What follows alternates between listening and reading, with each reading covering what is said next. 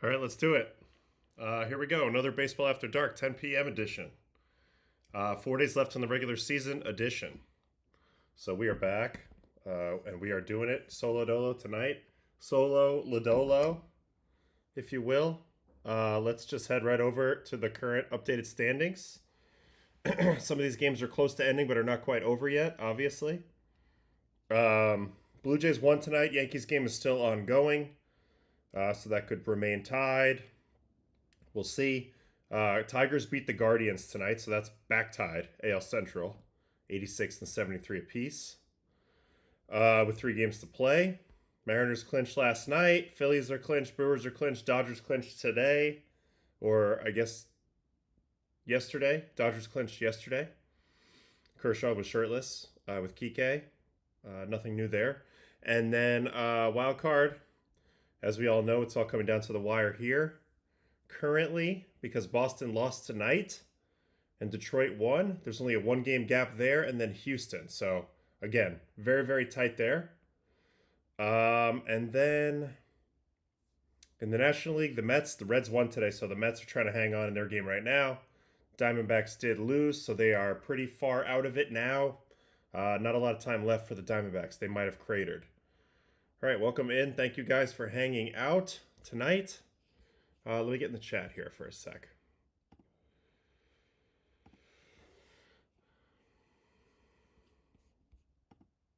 All right, here we go. Okay, somebody's asking here about Trevor May. I talked to him today on text. We're going to do something next week. Not sure the day yet. We're trying to figure out the schedule. Also, when the playoffs start, so probably Wednesday and Thursday, I'm going to do a stream that will be simulcast on the MLB channel, but it will originate here. You'll have to be, the way we're trying to set it up is you'll have to be a subscriber of my channel, so we'll get the usual people in the chat, people who are really in tune with the show and know what's going on, and then that'll be simulcast over there. So we have more eyeballs maybe, but should be the same spirit this time around, instead of those other ones which are a little different, those one-off MLB ones that I've been doing on Fridays. Anyway, Trevor May will join, and it'll be similar to what we did with Justin Courtney last night. 2 guys just going back and forth. Should be really entertaining. He's awesome. I'm sure a lot of you guys follow his stuff. So anyway, let's do this, right? All right. So do we need to watch this Mets? I know that's ongoing right now. Should we hold off on the Mets in case something crazy happens so that we can have a thought on it, which team wins before we attack it? I think maybe. So that makes the Reds and the Pirates game the most pertinent game at the moment. Here was the final box score. Nick Lodolo, 6 1/3, 2 hits, 1 walk, 12 strikeouts. Also got taken out for precautionary reasons. Ashcraft, Santillon, Emilio Pagan. Braxton Ashcraft gave up 2. This was a tight game, 2-1. There was a robbed home run in it. So I want to watch Lodolo pitch, and then I want to watch Noelvi Marti rob the home run. I'm not sure when that happens, but I know it does happen.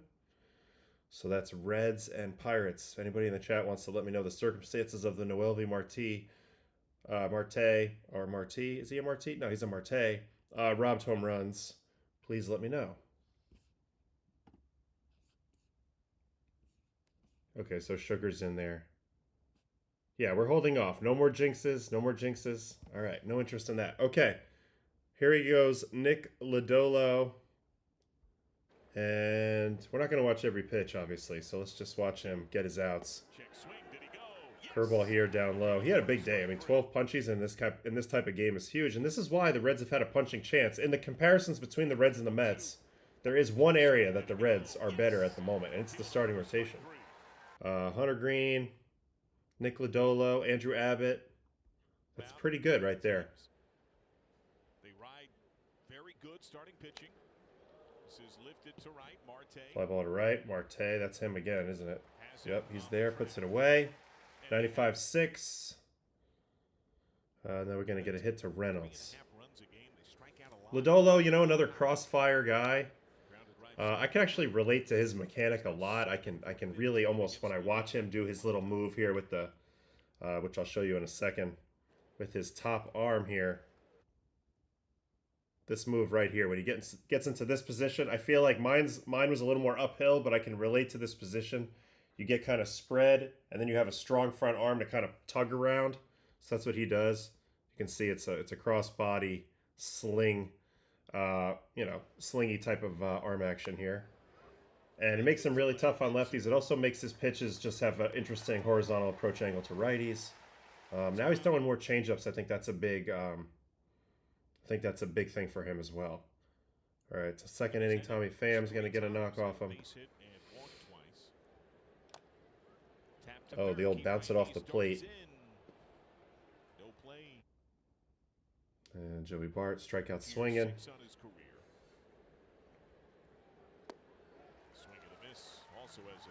So it's a curveball. It's not a sweeper. It's a curveball with kind of not a ton of total movement here. 5.3 to the right, negative 1.6. I don't know, but he's pretty good at getting it right below the zone.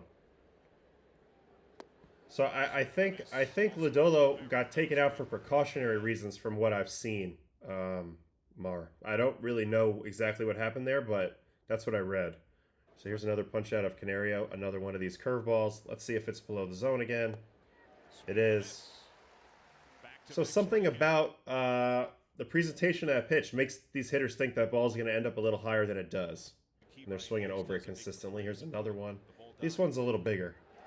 And that's nasty. So strikes out the side on pretty much the same pitch to 3 batters in a row. Comes out in the third, strikes out another dude. Nick York, is it the same? No, at this time it's a changeup. Gets him fishing outside. So he was cruising in this game, huh? Triolo. First pitch curveball out. Top of the order, Triolo to first base. Comp glove by Steer. TCU product, Nick Lodolo. And he's had some injury issues recently, but he's overcome those now, and he's pitching for them in a big moment now. This one's a heater. Oops, good location up top. 94.7. Not a lot of vertical break, but he's got a low slot, so I don't know what his release height is because he feels like he's a very tall, lanky guy. But this ball still plays up in the zone. Really nice. So that was Gonzalez, and now we go to the fourth, Reynolds. So he started off unbelievable in this game, really. Another breaking ball down, another chase down. So doing a great job getting them in swing at that. Now Kutch. Will Kutch play again next year for the Pirates? I'm going to guess yes. I think he's got another year in him. Popped up. Tommy Pham. Will he play next year? Will somebody give him a job? Will he play for like his 58th team? I'm going to say maybe, but they're not going to pay him a lot of money. Change up. Good pitch here to Tommy. He's got a very direct swing. I feel like change up plays really well. Big chopper potential out of that swing. Nice play by Ellie. Makes that look easy. And then he's going to punch out Bart to end the fifth. Yeah, they had him above Hunter Green as their #1 prospect for a while. And you know what? Like, I can see why, in a way. Just the presentation and the way that Lodolo throws.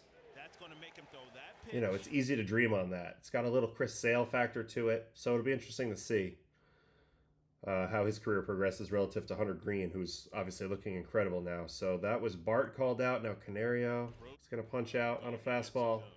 Probably up here. Yep, can't hold up. So you see, like, it's pretty basic. All his chase pitches, he's executing really well.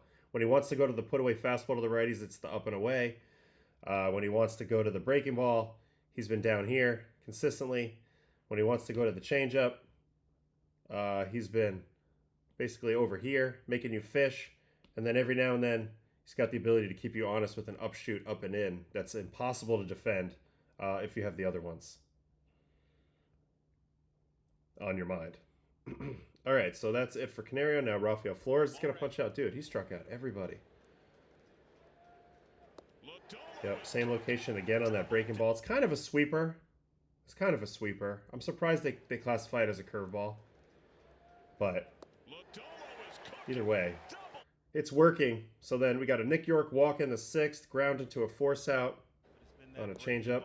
This is a nice weapon to have with a man on base. Changeups yield a lot of ground balls, especially this type of changeup.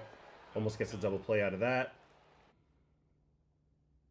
And then Nick Gonzalez, he's going to punch out again. Another curveball, probably the same location. Ooh, this one's even lower. Somehow gets him fishing, though.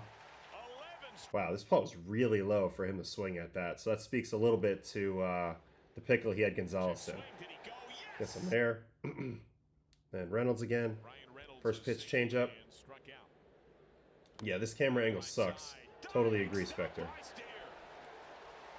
The Reds are actually probably the low team on my totem pole in terms of like places that like I enjoy being in the major leagues at. And it's not because I don't have respect for their organization. They're one of the all-time greats, the Big Red Machine. One of my good buddies is from Cincinnati. I like the fact that they're right on the water, but there's just a couple things. Like, I'm not a Skyline Chili guy. The mound is super flat, as we've talked about. The bullpen mound is super high. This camera angle sucks. I just feel like when I leave the stadium, I never know how I really looked out there. You know, the angle's tough. All right, so that was dominant outing. He ends up getting pulled at that point. 81 pitches, 12 strikeouts. So he was on his way to a stupidly crazy good outing, but it was already crazy good. 12 strikeouts, so hell of a job there. And then Noelvi Marti. I guess this is going to be the robbed home run right here. The deal with Cincy's mound is it just feels flat.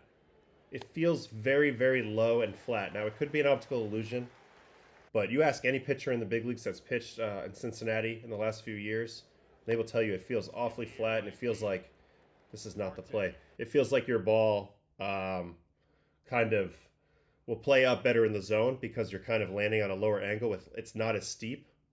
So something about it, just more flat than others, and I know that the old Oakland was more steep than others. So this type of thing can happen. I mean, it's made out of dirt. These things aren't laser cut, 3D printed, you know, these mounds. All right, maybe it's this one. I don't know. There's three plays in this inning that go to Marte. This has got to be it. High fly right field. Marte all the way back. Leaps at the wall. Oh, baby. He got way up there. He takes away a game-tying home run. And then he ran all the way to his center fielder to give him a high five. I've never seen that before. Like, he was like, aren't you so proud of me? Kind of a weird play because this ball's hit so high, 41 degrees. I mean, geez. So this ball had hang time forever. I bet if we go look on the research tool, this will probably have the most hang time of the night. And so he waits on it, times the jump, and honestly, he extended his arm well over the fence here.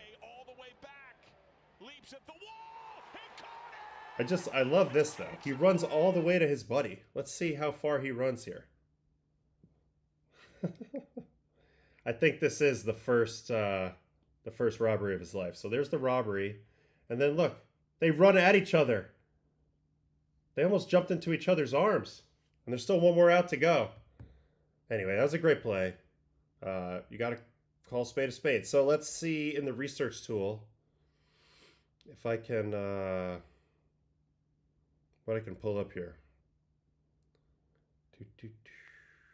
Oh, hold on. Gotta switch you to my solo shot for a second.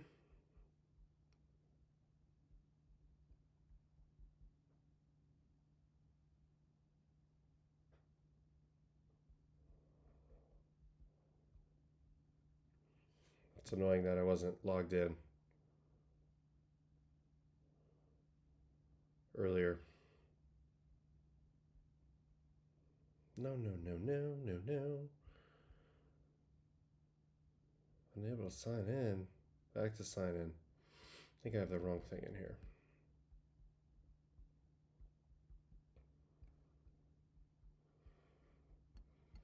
What's the update on the Mets game in the chat?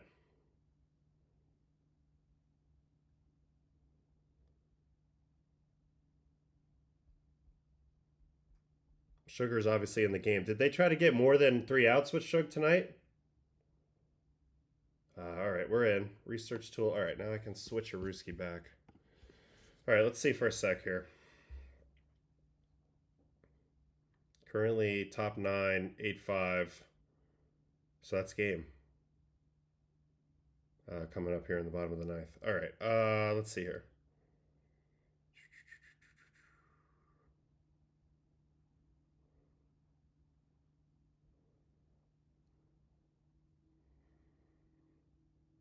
Top place hang time. No, not even close. All right. What was I going to see? The highlight from that game. So that was so we can get a better view on that robbed home run. Here we go.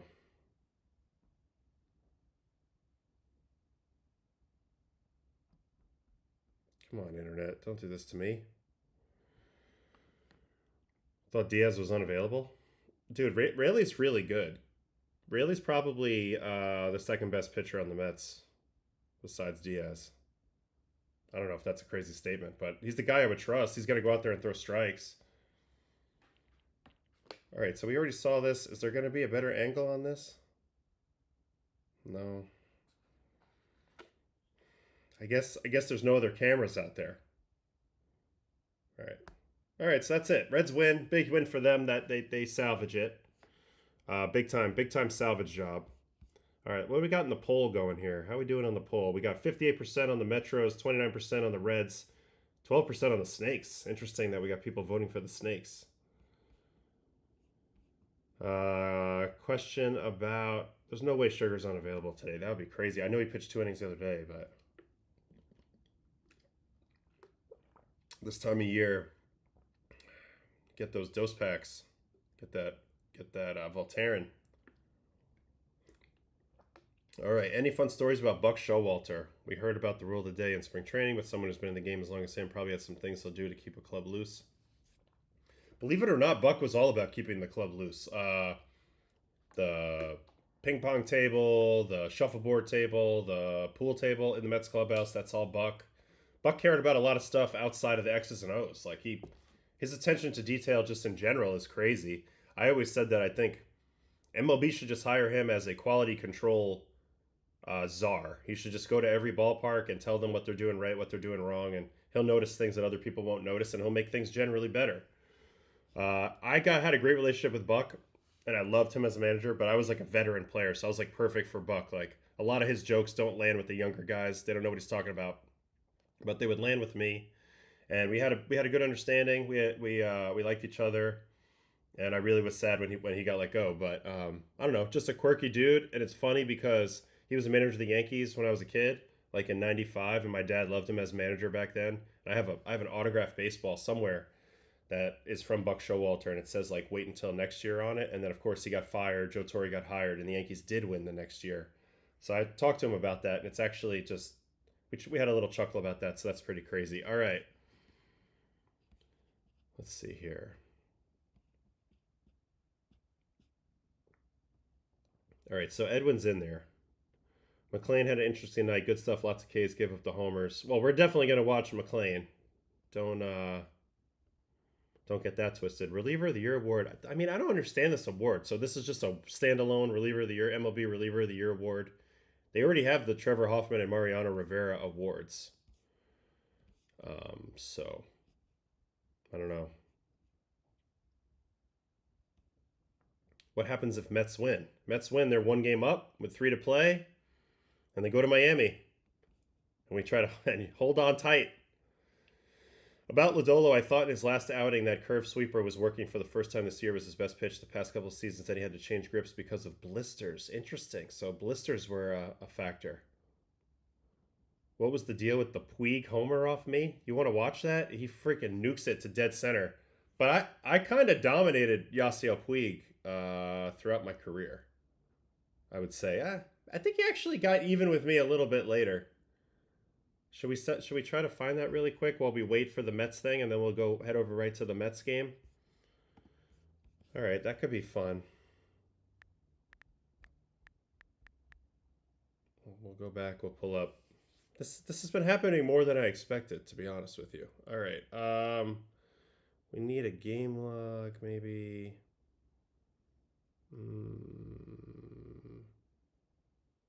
Play log. Have to go way back. So like I started facing Puig probably 2012. Now, how do I look by home run? Guess you put them alphabetical. All right, here's the home runs. Stanton, Pill, Freeze, Holiday, Amarista, Cruz, Ruiz, Johnny Gomes got me. Goldie. All right, not really worth watching all of these, but you should watch this one off well, that Stanton hit off me to dead center. I wonder what the exit velo on this was. All right, Mets won. Yeah, Puig, 6 for 11. It's funny because I remember dominating him early. You know what, though? That's probably right. He started getting me a lot at the end. I think he got like 4 or 5 hits in a row off of me the last year that we faced off. And I don't know how. I felt like I was a tough matchup for him. All right, here it is. Here's the home run. Puig off Ottavino. Coors Field. 1-2 count. Immediate bat flip. And just Apotaco, so. The Wild Horse. Watch that again, actually. The Wild Horse got me here. That's not a bad pitch. It's kind of down and away, to be honest. But man, I remember a lot of strikeouts. And I know we're about to go watch the Mets game, but now this is getting me intrigued. All right, maybe if I go alphabetical order by batter, this will be easier. Yeah, Puig. Here's a strikeout. I mean, this year I actually hurt my shoulder this year and just kept pitching. But I was throwing like 90 and I was still blowing his doors. Watch. Doors. 90. And then there's, oh man, this is getting me fired up. There's a really good one in 2014 when I started throwing hard again. All right, hold on. This is total just, why am I even doing this? Okay, Yasiel, Puig, strikeout 97-2. Let's go.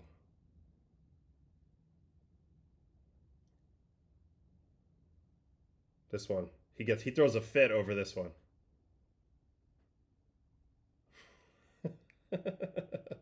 $97 down, baby. Let's go. All right. Off to the Mets we go. Mets win. Huge win for the Metros. Obviously, they needed this one badly. They came out with a great offensive attack from the beginning of this game. Brett Beatty had a huge swing. Lindor. So maybe we'll watch a little bit of the early Met offense before we get into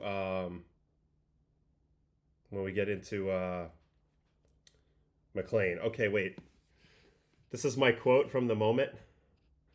When he hit it, I saw his bat flip. So I knew he thought he got it, but I didn't think he got it. Then I turned around and I was like, oh yeah, I guess he did get it. Yeah, I mean, that's very me. That's just stream of consciousness right there.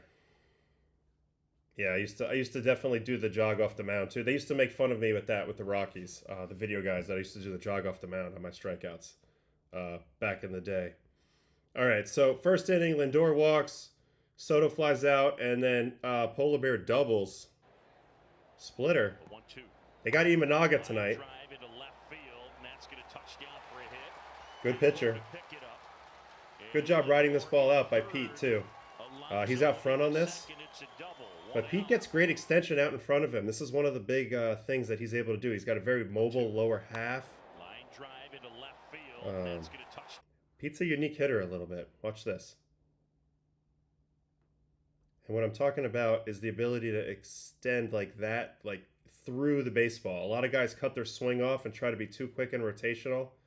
Look how long that stays in the hitting area, and he's able to get it off the end and get a double. So sick job there. And then this play was insane. Did you guys see this play? 1-2. Popped up So, left side. Shaw and he hit this at 64 degrees. Dansby. One guy trips over the other guy. They rule that Dansby drops it out of play. And they award Frankie home plate. So the Mets get lucky here. And honestly, Dansby's one of the best defenders, you know, in the league. And now I need to get a better look at it. Council's pissed. All right, so what exactly does happen here? Shaw trips over his own guy. Dansby has it. He's juggling it. Did it hit the screen? So I think if it touched the screen, it's considered out of play. The thing is, though, wouldn't it... This is so weird. Like, couldn't this be a foul ball? We need to call in my father for this one. We really do. If my dad happens to be watching the stream and wants to come on and explain this rule, then he should text me. Although I don't think he's awake. But I don't understand what just happened here. So, whatever. He gets the extra run for free here, and then Nims comes up. So let's watch both pitches here, because I'm curious what Imanaga does. So initially ruled a catch, and then he drops it out. So I get that, but it's still weird. And sinker. So Imanaga's throwing sinkers now. Good swing. Stayed inside that nice. Interesting that they got Shota throwing sinkers now. So it comes for everybody. Like, and this is what we see out of Jonah Tong at some point, because this guy was known for his insane vertical break on his four seam. Right at the very top, like 1920. Oh, here it is. John Onavino chiming in the chat. Oh, this is important. Catch and carry. When a fielder catches a ball and then falls into the stands, the ball is dead and all runners get awarded one base. The man has spoken. The man has spoken, and I will discuss it no further. Catch and carry. But anyway, I was talking about Imanaga. He's known for the IVB on his four seam, and even he's throwing sinkers to same side hitters. But this is just a good swing by Nims. Stays inside it, lines it into right. 2-0 Metros. Then they make it 3-0 on this Lindor at bat. Backdoor sweep. Nowhere near. And then fastball. Here's that fastball. Ooh, throws it into the wheelhouse and knows it right away. Beautiful swing. Smooth swing. Lindor now 30-30. 18.1 induced vertical break. So that's outstanding levels of induced vertical break. But again, it's much more manageable for a batter when it's at this height. And Frankie doesn't miss it. So 3-0 Metros there. And then this was the big blow. We got a Nimmo single. This ultimately wins them the game. They don't have to do as much, protecting, nail biting, I would say. They don't have to do as much nail biting, with a small margin with the way things have been going. So they get the big lead here, and they're able to hold on. So going the other way for a hit. Terenz up the middle. So 2 ground balls, and then Beatty. Let's watch this at bat. This is an impressive swing. Beatty hitting in the 7-hole. He's at 17 home runs. Really good sweeper there. 100 miles per hour. Now he switches to fastball. And Beatty stays on it. This is an impressive swing. 101-2 to the opposite field at 29. 3-run jack. Imanaga's shell-shocked. And that's huge. Beatty's been big, man. It's been fascinating to watch the twists and turns of Beatty since he's been up. And let's not forget, he's not old. Still young. But this is a heck of a swing.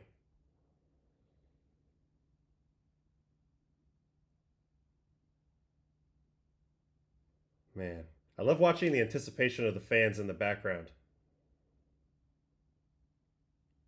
Man, super nice. All right, so that's what they did for the most part off Imanaga. There was this other one. Beatty actually was a part of this again. We got a single here. They're at home. At home. The Diamondbacks. Infield hit. Pretty bad defense here.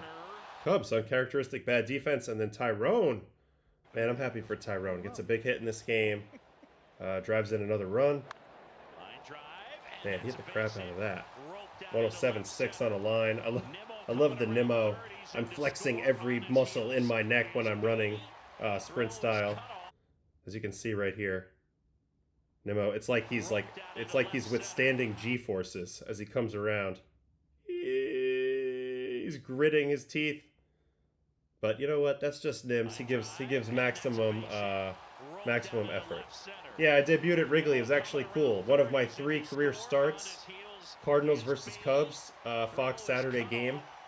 I pitched. Carlos Silva threw a complete game shutout against us. But yeah, I pitched. Next day, Albert Pujols hit 3 home runs. Pretty cool. All right, and then later they added on, I believe.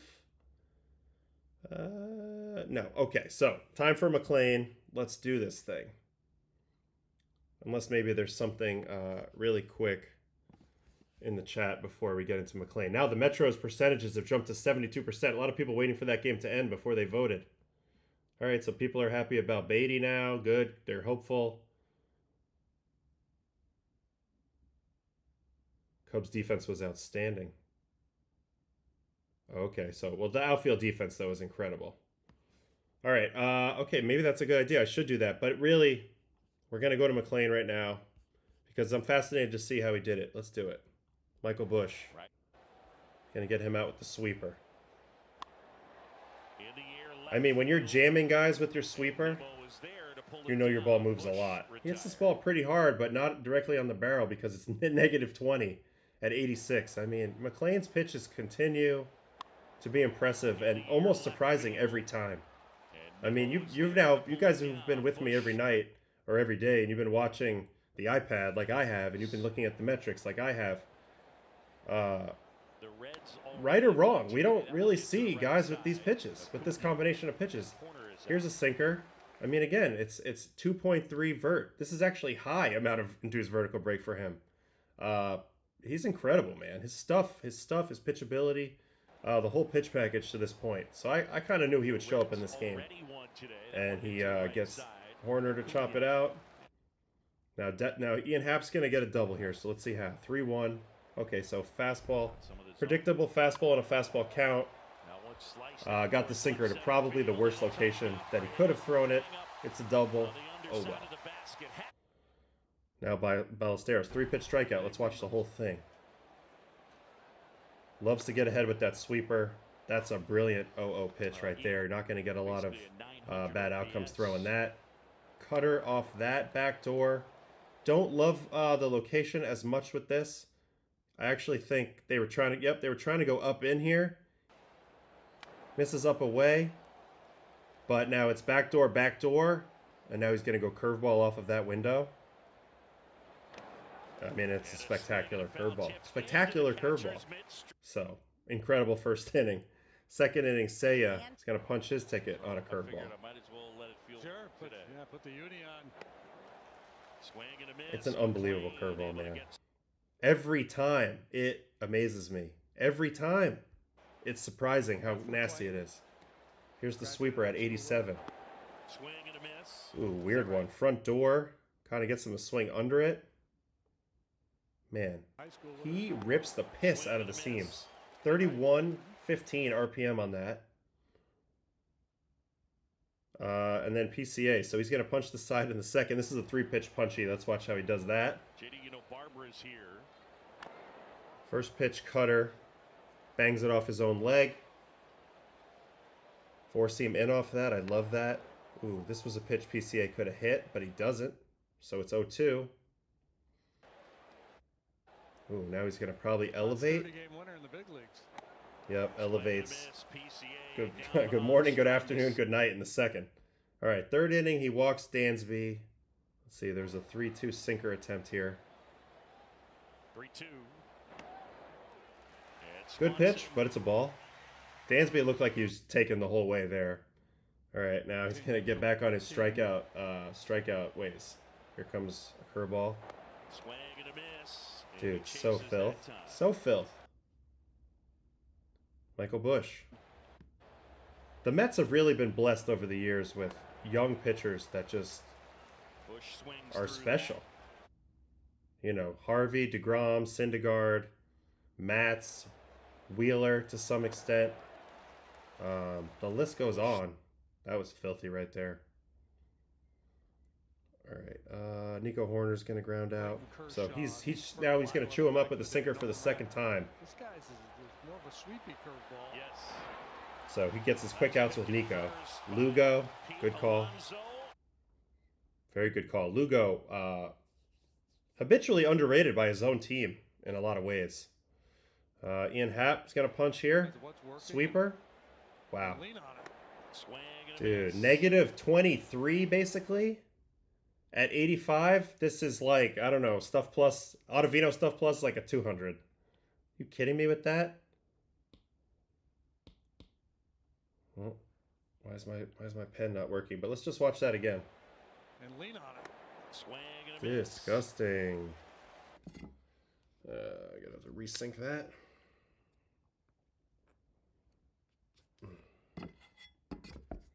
Man, that was filthy. All right, and now Ballesteros, 3-pitch punch out, so we'll watch it. Now he's going to go to the changeup. This is the first changeup we've watched. Pulls it to a bad location, but it's still negative 4.2 IVB. So there's that. And then cutter to the up back door. Accidental, but it's a good accident. And then probably to the curveball, yep. Yeah, good luck hitting that. His curveball is unfreaking real.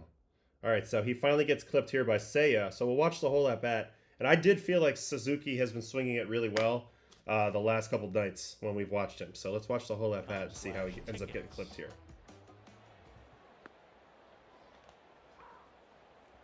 First pitch, get me over sweeper. Sweeper way away. Tries to go sinker away, pulls it. Back to the sweeper. Ooh, really good one there. I wonder what he's going to get clipped on here. I'm guessing it's a sweeper again, and it's the same pitch. But we'll see. No, changeup. That is drilled out towards left center field on its way. Forget it. And way gone. Unbelievable. Now, correct me if I'm wrong. Say I got a huge hit in the Hunter Green game on a splitter, on a right-on-right splitter. Suzuki got him on it. So, really good mistake changeup hitter here.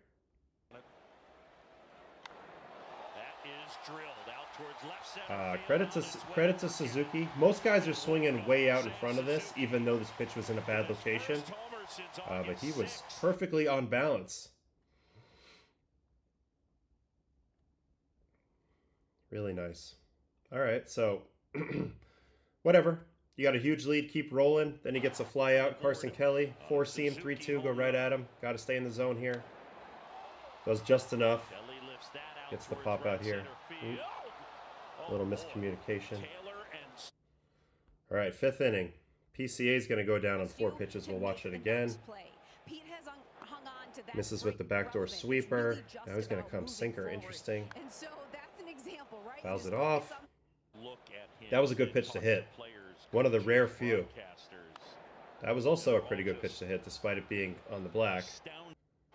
And then curveball. This is not going to be a good pitch to hit. No. Oh my God. Do you see the break on this thing? It feels like it picks up speed. It's like a hey, and then whoosh. That's the spin rate. That's the difference. That's the difference between him and like Sproat's curveball. Like the spin, just the sharpness of it, the heaviness of that spin is remarkable. All right, here's the home run to Dansby. So it's a first pitch, sinker, ambush. Okay.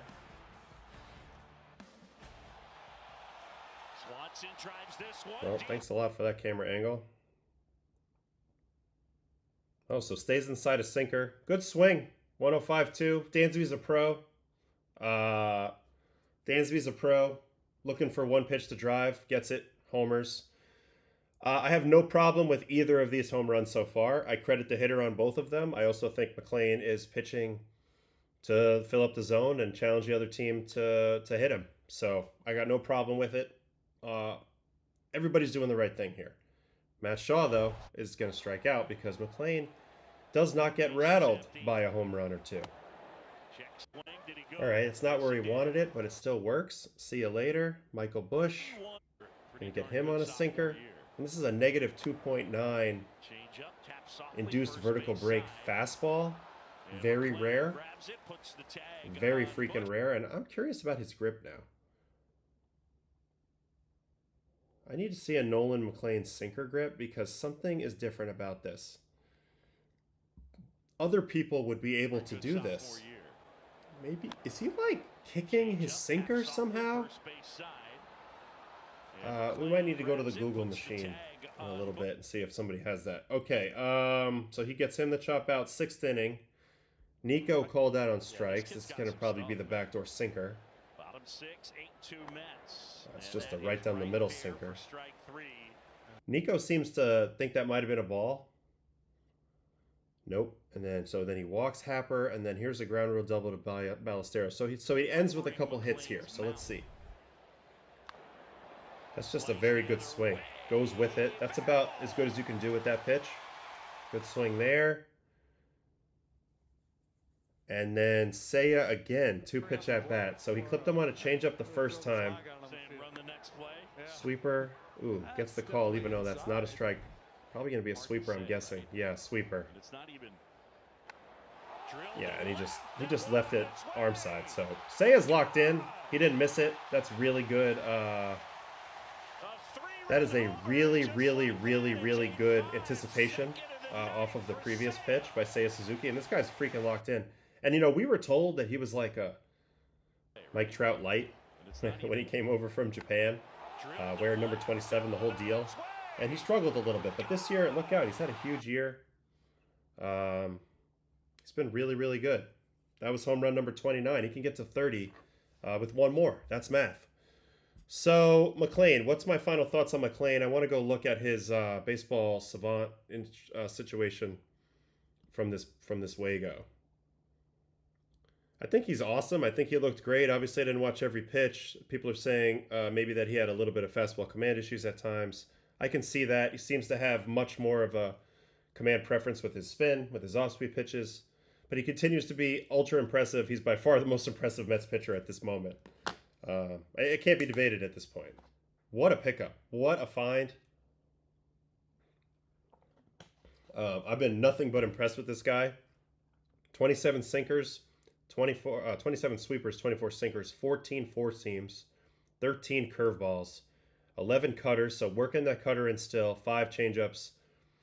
If we look at the whiffs, it's crazy on curveball. 8 swings, 7 whiffs. That is insanely good. I know I say insane a lot, but that is insane. And the other ones, you know, distributed around, but when he needed a miss, it was the curveball, big time. I also like only 61% zone swing. I feel like that's pretty good. Guys taking a lot of strikes against him. He continues to just be really freaking good, man. His pitches are awesome. I don't know. I'd love to dig deeper and learn more about him moving forward. But he is clearly the dude. They have found it. Big time. All right, let's get in the chat here. See what else we're talking about. Nicholas Dugas, are they misclassifying as two seams as sinkers? Same thing. Two seam and sinker are all going to be classified as sinkers on StatCast. I personally believe there is such a thing as like a two seam runner where it's more of like a flat runner, but for the sake of pitch classification, sinkers and two seams are one and the same. Mars says very wide split on his finger for his sinker. That's what it looks like to me. Like it's like a splinker grip.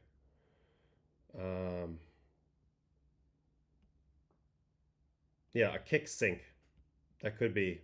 Dansby. I saw Dansby take a 96 mile an hour Degrom slider painted deep in person. I'll never doubt him again. Yeah, and it's true. I remember in obviously that Faithful series when we played the Braves and got swept. I think Dansby clipped Jake, maybe Max in that series, and you know he's just a really smart baseball player. I think sometimes he fights himself a lot at the plate, but he can do damage when he anticipates properly. Do you think McLean should make the curve his number 2 pitch? I don't see any reason why he wouldn't throw even more curveballs, especially to lefties. But yeah, and there it is. Seiya really good at hitting changeups. Second best changeup hitter in the league. See, I'm on it. I know ball. We just figure it out. Jay Horowitz in his emeritus role might be still able to hook up with McLean. I mean, I'm sure I'll talk to McLean at some point, but it's just very cool. He's doing great. And I felt like this was a must win in a way, because he's on the mound and who knows the next 3 days. If you're looking at it from a Mets standpoint, you want to feel safe about it. The Mets need to go like 3-1 in the final 4 games. They win today, then you got to win the series in Miami, 2 out of 3. But if you had to sweep, that becomes a little tougher. So today was kind of a must-win in a lot of ways mathematically, and with McLean being their best guy. Only 3 players total homered more than once off Ottavino's career. We saw the video of one of the 3 earlier. Yeah, it's Stanton, it's Nelson Cruz, and it's Paul Goldschmidt. Those are the 3. McLean was kind of just sweeper sinker with the mid 4-seam for 24. In the first couple of months of 25, hit some kind of proficiency benchmark of succeeding with those, then hit the lab. Well, see, this is the thing about the lab. Like, everybody wants to credit the lab. You got to credit the player for the implementation and the ability to, have feel with it and actually be able to make it work. You can show guys a lot of stuff, but certain guys just can't implement it the way he's doing it within 1 year. So, kind of amazing, honestly. All right, what should be the next game here? Obviously, there's a couple more that had importance. Toronto and Boston. Even that Yankees-White Sox game had some importance. Detroit-Cleveland. Certainly, Detroit punches back, which I love. We already watched Nick Lodolo. Period Skateboards. It's in there. Dodgers, obviously, that mattered. We have Yamamoto shoving. So I want to watch that. Cal was just walked. And Houston and the A's. So I know Nick Hertz had a multi-homer game, but this is a big win for Houston, so I want to check in on that as well. I think it makes the most sense to go to Toronto-Boston first. Okay. So Bayo goes 5 innings, 3 runs, 2 earned, 3 walks, 3 strikeouts. Justin Wilson gives up 2. Zach Kelly gives up 1.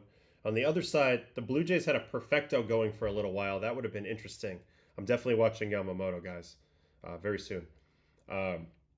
Varland, Lauer, and Yariel Rodriguez were perfect through the first, I believe, 6 innings. And then they ended up kind of finishing out. A couple homers. George Springer and Dalton Varsho hit a grand slam. So we can go to that. Who was the granny off of? The granny was off of either Wilson or Zach Kelly. All right. Let's go to the 6, where they punched back today, and they needed to. They hadn't won a game in a while, this team. They had not won a game in a while. Well, here's the Dalton Varsho grand slam. He comes in, obviously, bases loaded. Justin Wilson to face Varsho. And here we go. 3-pitch at bat. It was 0-0 at this moment. No outs, though. Tough spot. 4-seam down. 20 inches of vert on that. Nice pitch. Slider. Down below the zone. Somehow he's under that. Very fishy foul ball. That would tell me that his swing is built for the bottom of the zone at this moment.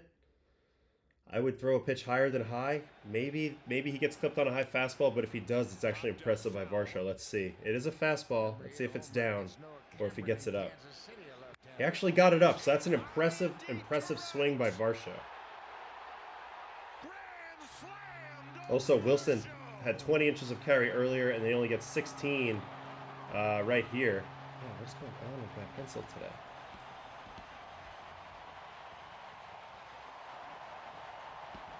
Why are you being this way? Why are you doing this to me, man? Well, I guess I won't be doing any pencil stuff right now. So this is impressive because the first 2 pitches were low, and like I said, he was under the previous foul ball, so very rare then to get on top of a high fastball. I actually think this was a pretty good pitch. I would have been thinking the same thing. And that's what makes baseball great sometimes. You can have a good plan, and it can still not work. So Varsho gets him there. And then here's a Springer home run off of Zach Kelly.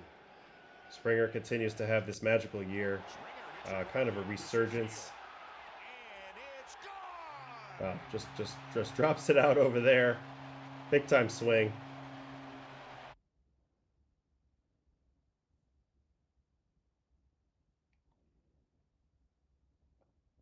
Yeah, I mean, Dan O'Mac, Varsho can't usually hit the high fastball like at all from a lefty. I mean, last year I struck out Varsho with a high fastball. I feel like that's a hole in his swing. He's a little scoopy. So that's why I'm giving him credit. He got to a pitch he doesn't usually get to. But hell of a job by the Blue Jays pitching.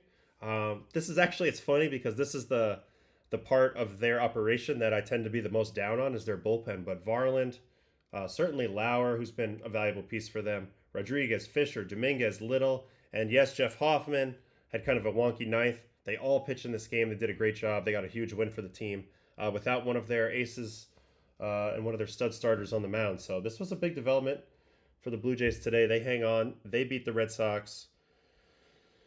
What does that mean necessarily right now for the wild card? So the Blue Jays remain tied with the Yankees at the top of the division. But in the wild card race, that drops the Red Sox and the Tigers a lot closer with Houston. Red Sox are looking pretty comfy. Pretty comfy. They're what's their magic number? 1? I would guess. Probably a magic number of 1 for the Red Sox. And they are playing whom? Detroit. Wow. Head-to-head matchup. That's crazy. Who does Houston have? Angels. I could see them sweeping the Angels and screwing over one of these teams. I don't know. That's tight. That's awfully tight. All right, I think we're gonna do Dodgers next. Lewis Varland next year could be the ace or closer with his stuff. Yeah, I think that was a nice. He's an exciting young guy for them. Jays had that perfect game going for a while. Can you talk about when you first got the thought that you wanted to be a manager? I've had this thought for a long time. I remember talking to Walt Weiss about it in the outfield in Dodger Stadium in like 2012. I don't know. It's just something about feeling like I have much more to offer in that type of role than as a relief pitcher, and just wanting to compete and wanting to use all of the the small stuff that I've learned over time and the growth mindset, to constantly attack the problem of how we're going to win a ball game that night and stretch them out over 162. It's just something that I see myself really liking to do, taking to like a fish in water. And I really would love the opportunity, even though it would look a little different than some other guys, probably personality wise. I think that's okay. Just be yourself, right? Okay. Yeah, Springer looked done last year. I thought it's amazing that he's back doing so good. Did I ever want to pull a Clay Holmes and be a starter again? Hell yeah, all the time. I talked about it a lot. It didn't really work, but I really wanted that. That would have been great. I always wanted to be a starter, but I also knew that maybe mentally and emotionally I was probably maybe more suited for the bullpen, if that makes sense. I got to turn on the AC. I don't know. Hard to say. Dodgers really turning it on offensively. Shohei hit another homer. Freeman hit 2. Pages went deep. What a game to give the fans hope. And then the last question here before we hop over to the Dodgers. Would you ever want to work in player development? I mean, it's not that I wouldn't do it. It would just have to be the right opportunity and something that genuinely made me excited to wake up and do it every day. Like, inspired me. Like, I just strongly believe that when you're all in on something because of passion for the right reasons, because something that you love to do, like doing this stream, then things tend to come out the right way, and not when you're doing them for chasing other things that are more superficial. I'm talking about like genuine passion. So that's how I try to approach everything in life. Just do the stuff I really love to do, and hopefully that's enough. All right. Seems like there are still opportunities for former players to jump immediately to manager from time to time. I mean, listen, eventually I'm going to get there. I truly believe it, and we'll see. We'll see. Whatever the timeline is, the timeline is. All right, Dodgers and D-backs. So we got a lot to watch from this game. Maybe first we'll watch the Dodgers offense, and then we'll lock in on Yamamoto. I think that's fair. Diamondbacks try to go with a bullpen game. This was kind of they were in a bad spot for this game. Beeks, Krismat, Pope, Rashi. This is not some of their best arms at this moment. And the game starts off with this first home run by Freddie Freeman. If you think about it, Krismat usually has traffic on the bases anyway when he pitches. Freeman gets a home run. I don't know about you guys, but Freddie Freeman always looks like to me like he's got a really, really small bat. Like it's like a 30-inch bat or something. It just seems smaller than other guys' bats. Doesn't it look tiny up there? Kind of the opposite of like Ryan Braun's bat that looked like a fungo, or Ozzy Albies bat that looks really big. And I don't know, this is all just perception, but he's also so damn ready to hit all the time. So great swing there. 1-0 Dodgers. Pages goes back to back and greets Krismat rudely. He's really good at hitting low pitches. He's got a very scoopy swing. He rides balls out well, similar to what we saw with Alonso earlier, getting extended through the ball. I'll show you from the side view in a second, but you can really see it from here too. Just getting through that ball. Very good trait.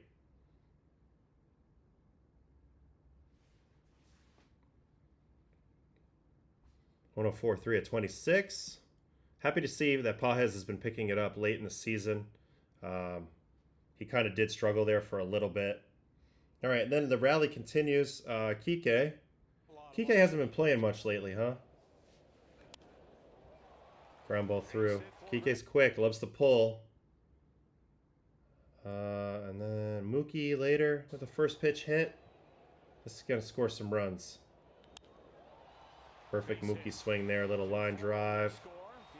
103.8. It's good to see that it's more than just Shohei right now.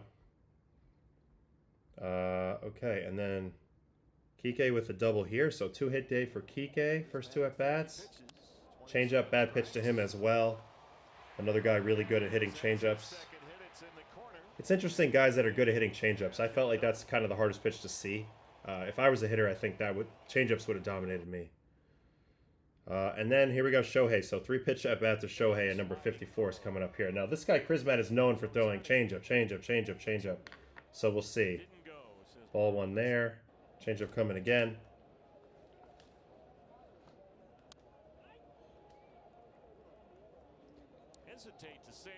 I don't get this. Why are you apologizing for hitting a foul ball? Like I don't. It's just one of the quirky things that he does. All right, and then 3rd changeup. So triple changeup.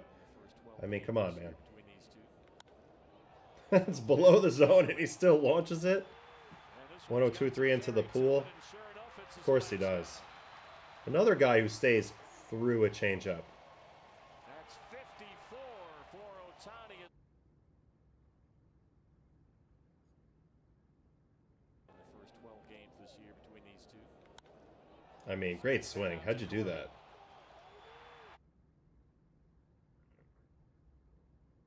And did they do like a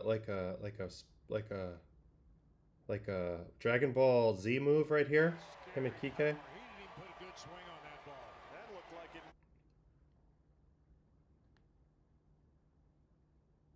I mean, that's stupid power. He barely swung. And then Freddie again. Home run number 2. It's another changeup. Wow, he's wearing like a breathe right strip on the mound. It's kind of sick. Into the pool. Bounces into the pool. So 2 homers for Freddie. Shohei goes deep. Mookie gets an RBI hit. Pages goes deep. Kike gets multiple hits. And the Dodgers just kicked the crap out of them, really. Ohtani got a hit. Betts got a hit. Call got a hit. Pages got a hit. Rojas got a hit. Freeman 2 hits. Teoscar 1 hit. Kike 2 hits. All right, Yamamoto time in 1 moment.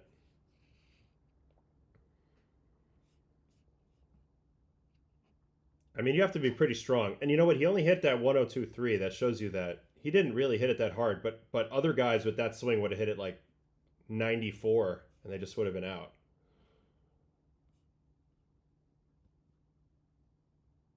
Chase Field always looks painful inside. It's just kind of old now. It feels like an airplane hangar. Kind of a weird thing. I don't think you're allowed to play fantasy baseball for money. I think that's against the rules, so nobody does that, Jimmy the Nail. So no, not really. Not a lot of fantasy baseball people within baseball that I know of.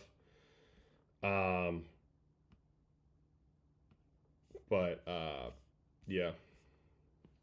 But yeah, Trevor and me and Trevor talked today. So next week you'll see Team A on here at some point.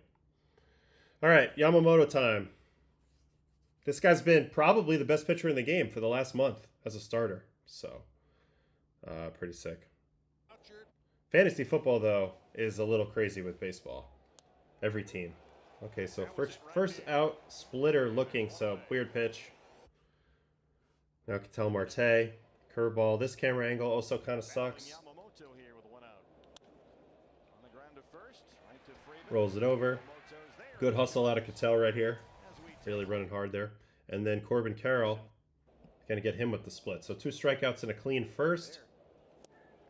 Nasty. And, you know, last night we watched Roki Sasaki pitch for a little bit, as well as Jonah Tong. Now, they both feature a splitter as well, but it's a much different type of splitter with much less RPM, especially in Sasaki's case. Sasaki's... man, my pencil's not working and it's really pissing me off. Why? What's going on here? Did I overscrew something? Underscrew something?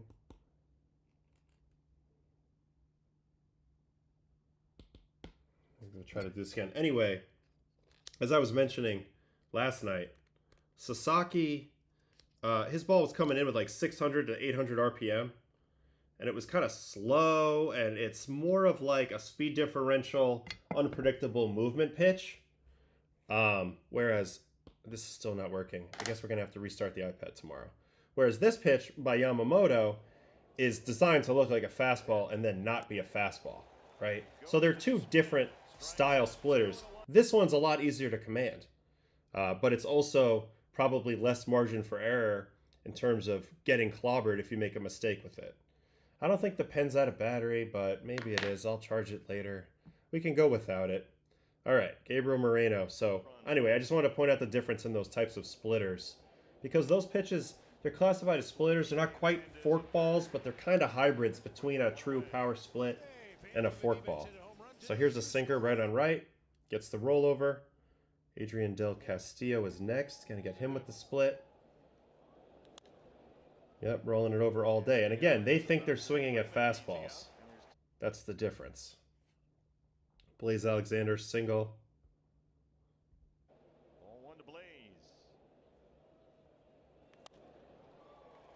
Wow, we got under that split. So nice swing there. But Alex Thomas is going to be a 3-pitch strikeout. Let's watch it. Yama starts him with a curveball. Disgusting. I think he's going to stick with that. Yep. He's got a bad swing for curveball. Really bad. Totally exposed on curveball. Now he's, or split probably too, because he kind of runs away from it. Man, he was so far above all 3 of those pitches. That was super sick. Nasty. All right, 3rd inning. Uncharacteristic leadoff walk out of Yamamoto. So it's a 3-2 curveball. Interesting. Yeah, he hates it. I don't very uncharacteristic leadoff walk. McCarthy kind of ground into a force out.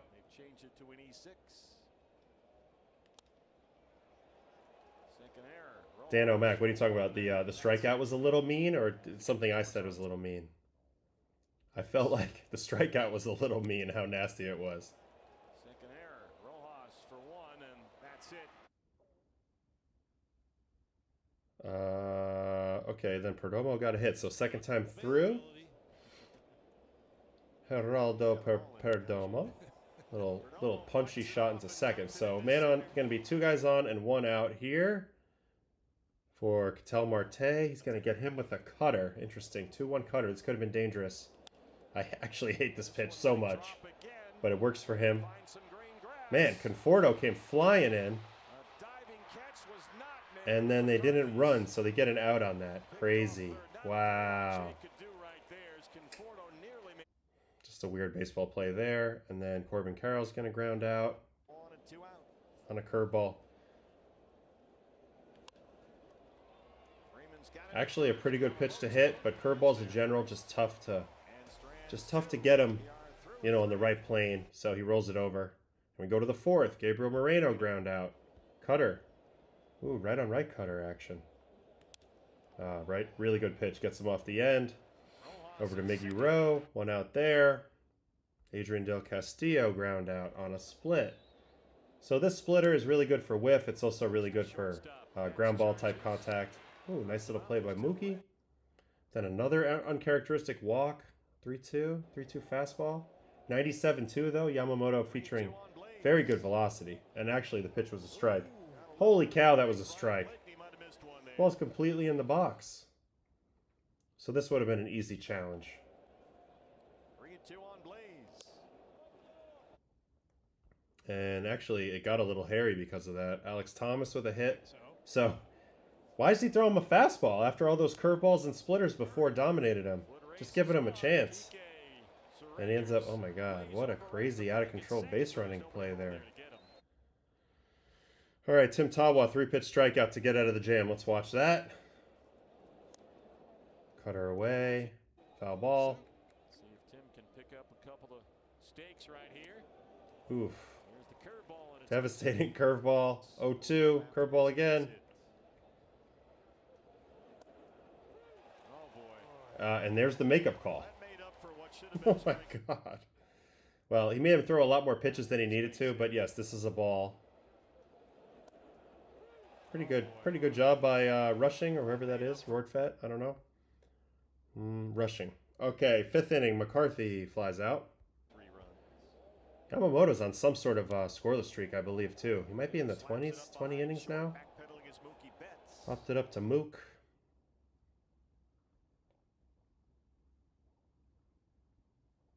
From Liquid Cycle Cutter. here in town, donated it to the Diamondbacks charity auction, and they customized it, made it look really cool. Blows him up pretty bad there. Ketel Marte. Now he goes back to getting his strikeouts again. Here's a hammer. Curveball. Oh, nowhere near that. He swung up in the zone. Look how hard he tried to kill this ball. So there's an upside, is what you're saying. Oh, got him on a big. Wow. All right, 6th inning. Corbin Carroll strikeout. Let's watch the whole at bat. Corbin Carroll, because this is such a fascinating matchup. Yamamoto back out. Tries Cutter up. Base over to first. A double up on Cutter here. Takes over at second, replacing Rojas. Ooh, nice pitch. 1-1. Taylor Rashi now Slider. lining up with the Diamondbacks. Very rare Yamamoto slider. So you've got It looked Kike like it backed first, up kind Kike of second. weird. Whatever it was, it definitely fooled Corbin. This is why this camera angle sucks, because it looks like it backs up, but it doesn't. So you've got Kike 1 and 2. 253 Splitty. strikes. He has walked 2 and struck out 5. Ooh, couldn't throw a better one. Look at how this ball comes out. Now, of course, I don't have my pencil working, but you see it's right there. Strike, strike, strike. Strike height, and then no goodbye. No Wacha tonight. And struck out 5. Make it 6. All right, last 2 outs. Well, last 2 batters. Del Castillo gets a single on a cutter. How you would game plan against Yamamoto. He's going to end up going 6 shutout innings in this one. For the Dodgers, he's lining up for a game 1 start, I would think. He's been exceptional. Highest paid pitcher in the history of the game. So, Dodgers with finally a win where everything feels normal to them. 8-0. They completely dominate. And, you know, this guy Klein, I wasn't familiar with his game either. I just wanted to show you guys this guy for a second. Ezra Klein? Oh, Will Klein. 86.5. He's got a 92-mile-an-hour cutter. He also throws really hard if he's going to throw his fastball at some point. Well, here's the sweeper. 90-mile-an-hour sweeper. Rare to see that. And then 99-mile-an-hour fastball, basically. So, I mean, you know, this is just the type of thing that happens now. There's guys that you've never heard of. They show up. You assume they're not very good, but then you watch for a minute, and you're like, whoa, he's throwing 99 with 4 other pitches. So we're in a crazy time. Crazy time. All right, back to the chat.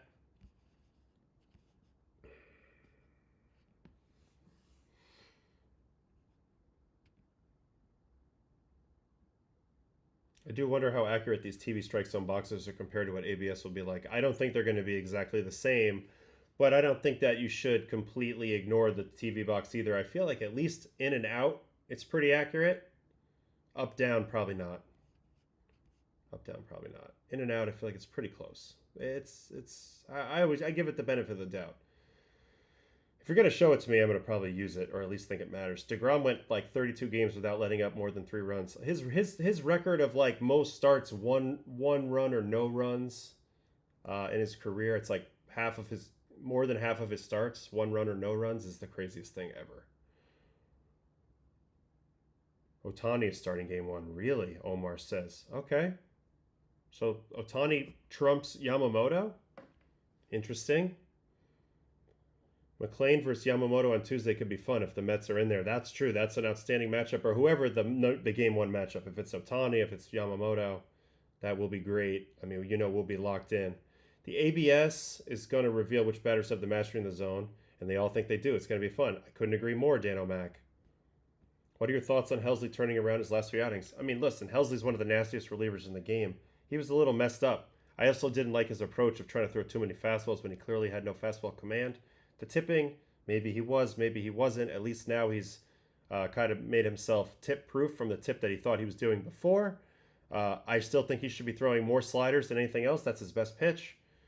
And I'm not surprised that at some point a guy with arguably the best stuff in the league out of the bullpen, or at least top 5, is getting some outs. So very pleasantly surprised.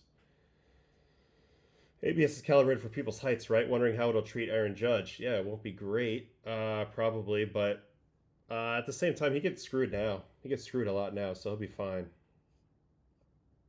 Last 5 innings pitched clean for Helsley. That's a big development for the Mets. We'll see if Carlos trusts him, though. He's going to have to a little bit, right? Yoshi, Glasnow, Snell, and Sheehan as postseason starters. Ohtani, if he can't go long, serves better in the pen. No, listen, Javier, I've been saying this. Use Ohtani out of the pen. People don't want to do that. But we'll see what they do. They're going to get creative. I think Ohtani will drive a little bit of the conversation within the club. Kershaw, can we actually go back to yesterday's game? Because I want to see how Kershaw looked out of the bullpen. Did he have any additional velocity? I know he pitched in that game. But I was already asleep by the time he came in. I'm just curious to see the velocity. So 91 here. That's more than he had before. I guess I could just look at the data and it would probably tell me rather than me having to watch. But it is fascinating that he's out there auditioning for a relief spot right now, which I kind of like. I mean, he's still Clayton Kershaw. I would trust him in certain matchups, you know, certainly over, you know, some rookie just because he throws 97. So he ended up going 1-2-3 in this inning. This is also a 91-ish mile-an-hour fastball. If you tell me Clayton's throwing 91, 92, I would feel really good about it. Yeah, 91. Consistently almost 91. That's good. That's good Kershaw velocity. Of course we all want more. But that's good Kershaw velocity. So I was curious to see it. Let's look at the data though. To confirm what we think. That was on it was actually the 24th. Dodgers.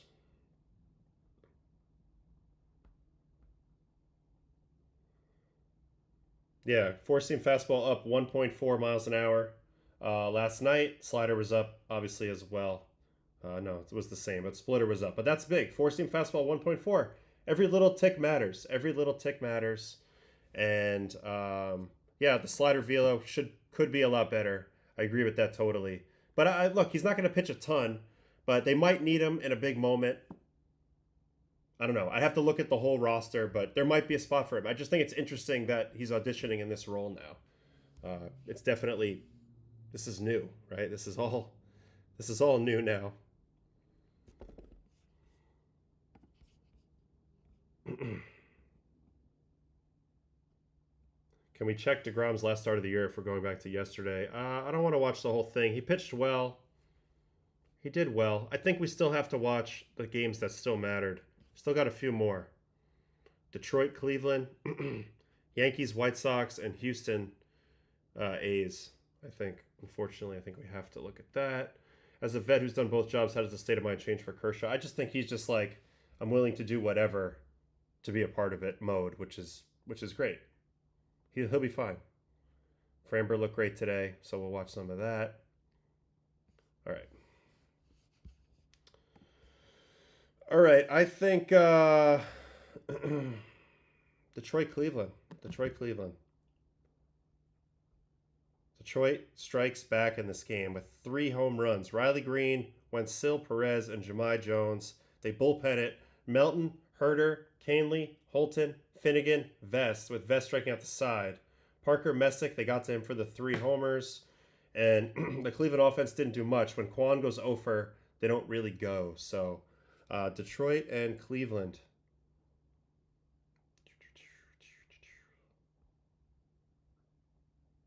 Cleveland and Detroit. Jahmai Jones starts off the game with a homer. Oof, that was smacked. 110.3. Former Yankee great, Jemai Jones. That ball was crushed. Again, though, that middle down. I mean, you look at every hitter heat map in the league, and it's amazing how 85% of them want the ball right there. Ball smushed.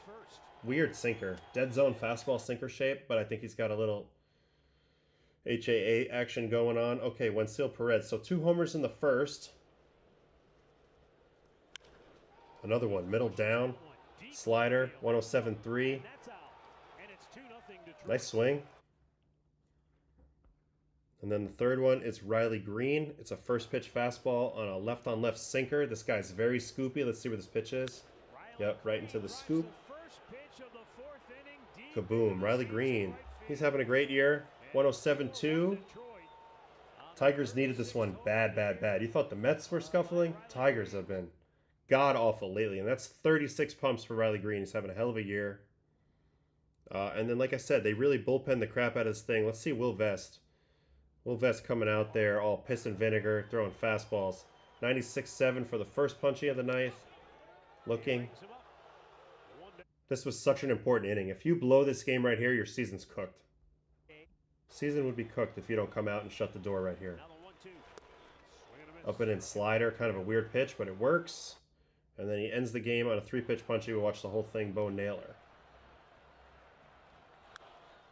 Slider popped up. Yeah, Cobra, good point. Kershaw has pitched out of the pen before in the playoffs, so he's got an idea if need be. Ooh, changeup, probably a kick change.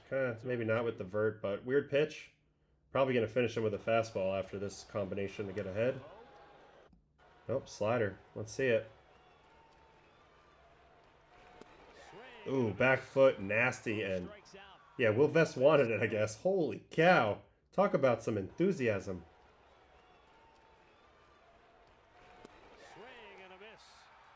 Damn.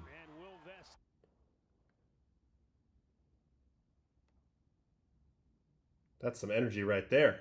That boy had some Red Bulls. He's been hanging out with our guy Tom McCanley out there. All right, just see how many changeups he threw. Changeup, changeup, changeup, changeup, changeup, changeup, changeup to the first batter, Jose Ramirez. And he gets him to roll it over anyway. Second batter, Manzardo. Changeup. Ooh, fastball. Puts the fastball in play.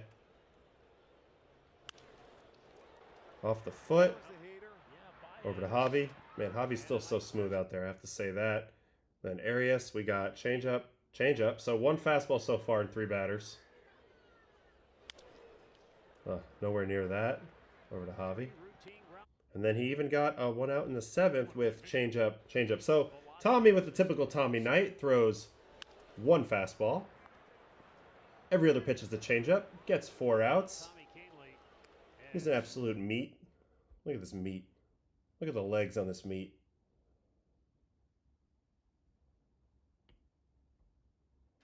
Just an absolute warrior.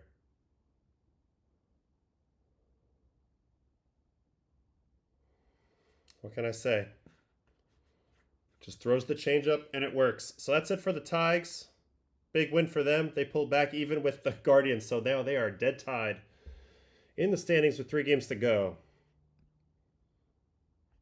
All right, Houston and the A's and the Yankees and the White Sox. So Yankees-White Sox, Rodon pitched this game. I actually think this is the first game in a while that he allowed more than 2 runs. Yeah, 6 innings. Still gets the QS. 6 innings, 3 runs, 1 walk, 5 strikeouts. Got clipped for a home run. 82 pitches. So he gets his work in. Doesn't do too much. And then on the other side, Davis Martin started. And we have something in the chat. Charlie A. would love a pitcher's take on this.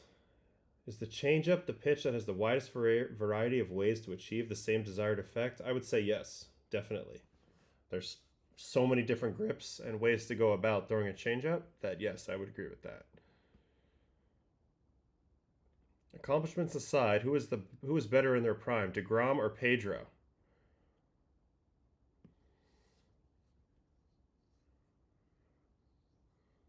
How do you define better? This is actually worth a slight detour. This is worth a slight detour. Oh, relax, relax, Boston Red Sox fan over there. I'm not saying it's nice. This is a lot closer than you think. This is a lot closer than you think. I'm not saying that Pedro won't come out on top, but this is closer than you think. All right. The ERA pluses of his 2 prime years, 243 and 291 for 2000 and 2001. Now, granted, he had other great years. The prime is a lot longer than that. But I think we can agree these are the 2 best years. Yep. Led the league in strikeouts, led the league in ERA plus, led the league in FIP. 213 innings, 217 innings. Gonna be hard to beat that. I'm not gonna lie to you. Gonna be hard to beat that. Also, I'm gonna take the run scoring environment into account, but that's also the ERA plus. That's where ERA plus. So Jake, it's really this year that didn't get to be finished, which is 2021, where he has a 373 ERA plus. 373 ERA plus because he had a 1.08 through 15 starts. But at the end of the day, if you had to take 2 comparable years in terms of innings, it would be 2018, 2019, his 2 Cy Young Award years. And if we're being honest, he falls short of Pedro. He falls short of Pedro a little bit. But if you see here in the ERA pluses, and of course I wish my Apple Pencil would work so I could do some highlighting, but there's a value here of 373 on ERA plus in 2021. So he had a chance to be the answer to this question, but Pedro ultimately, I think, gets the job done for those 2 years. Also given, I mean, the run, that's what's displayed in the ERA plus too, is the run scoring environment. He played in the heart of the steroid era, and he was leaps and bounds better than every other pitcher for those 2 years. Now, like I said though, Jake, it gets cut off a little bit, so it's an incomplete. So I give Pedro the nod, but I just want people to realize how good Jacob Degrom has been. He's got a career 2.57 ERA. Career 2.57 ERA. Pedro Martinez, again, 2.93. I know it's a different run scoring environment, and also his decline years are all in there in the whole thing. But I'm just saying, that's a big difference. That's a big difference. Pencil's dead, needs to charge.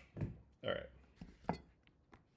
Who does Baseball Ref as DeGrom's comps? Okay, now we're doing Baseball Reference deep dives. I like it. It's going to be awesome pitchers. I bet you Pedro's like one of the top ones. Wow. Super weird. Who the hell are these guys? Ray Collins, Frank Owen, Harry Kalevely, Brandon Webb, Zach Wheeler. Zach Wheeler makes sense, but I guess it's because he got started so much later. So, has him as the 100th best starting pitcher of all time, according to Jaws. So, I don't know. Interesting. But that's Jake. What's Pedro's comps? It's going to be like Roger Clemens, Sandy Koufax, Max Scherzer, Clayton Kershaw, Roy Halladay, Kurt Schilling, Bob Carruthers, Tim Hudson, Whitey Ford, Adam Wainwright, Doc. I mean, that's a much cooler. That's much cooler.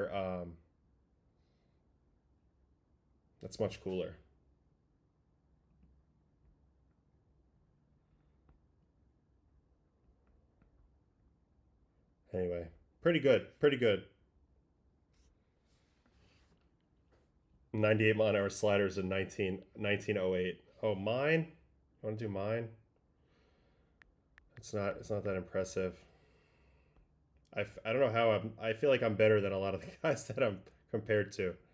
Jason Frazier, Larry Anderson. I could see Jeff Nelson, Jonathan Broxton, Yamamoto. Okay, maybe. But I don't know. Jason Frazier, I don't get that. He's got 9.5 career WAR. I have 15. I don't really get it. But anyway, we'll move on. Let's go back to White Sox Yankees. So I don't really need to watch Rodon. There was a I guess he gets clipped by Michael A. Taylor. We could watch how that happened. And then Stanton's play is weird when Stanton clears the bases.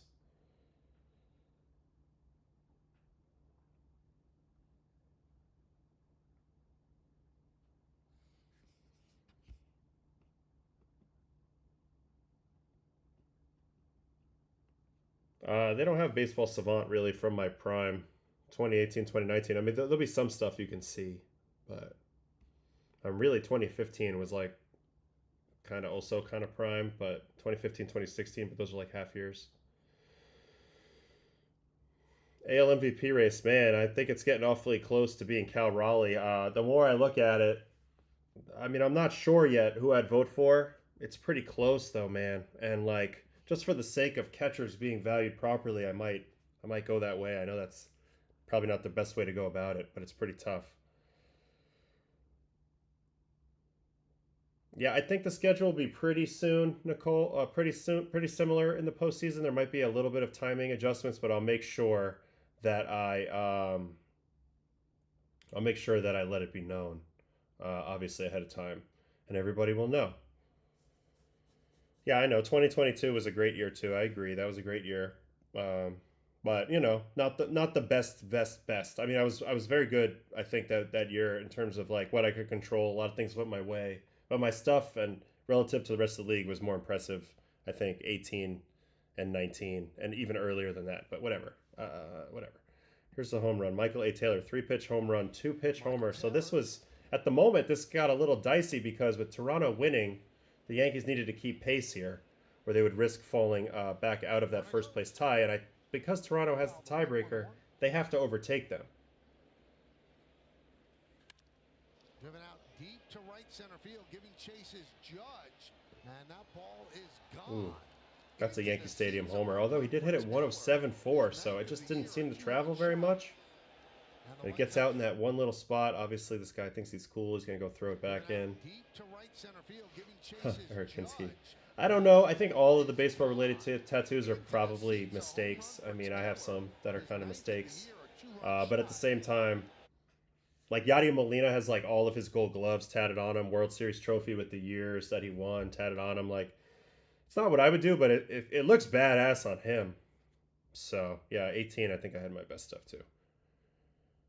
And then Weaver did good. Devin Williams, how do you look? Strikeout.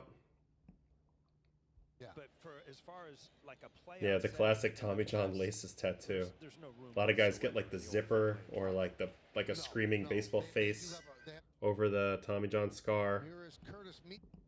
So Devin Williams continuing to look good. Punches out the first two here. Does go walk, single. Ends up getting a big out here on a line out. Pretty good swing by Miguel Vargas, and it's going to be a nice play by Cody. Way to run that down. Very nice.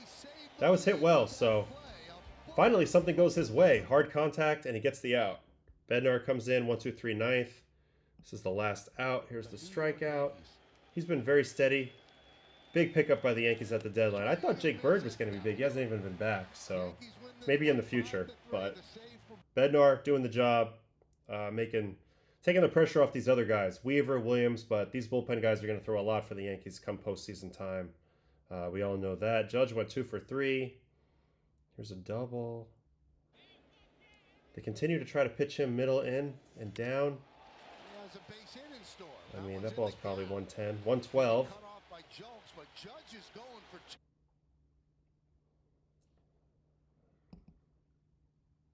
And then so then this play, and I want to know, do you guys think this is a hit? It gets ruled as a double.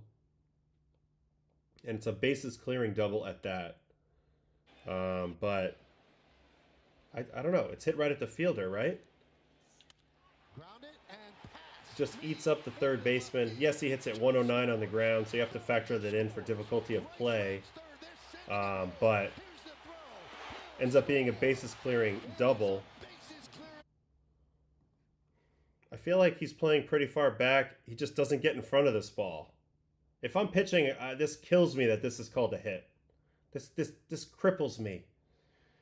This is not a double. It's not a 3-run double. This is a ground ball. It's a ground ball. So this hurts my soul a little bit. But anyway, that was a huge play. Yankees took the lead on that. They never looked back. They win. They keep pace.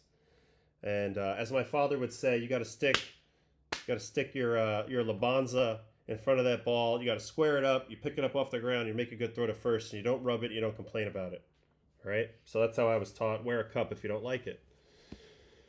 All right. Oh, they're asking about a Discord. You know, I had that thought today, so I'll look into that a little more because it does seem like maybe we could have some really fun. You know, community is definitely developing here, and I'm very grateful for that. So let's support it. Maybe we can do that. I don't care what any reference page says. The best pitcher of all time is none other than the unbreakable man, number 29, Mr. Carpenter. Are we talking about Chris Carpenter, Raw Element? I don't think he was number 29 though. Thought he had a weird number. He was like my guy.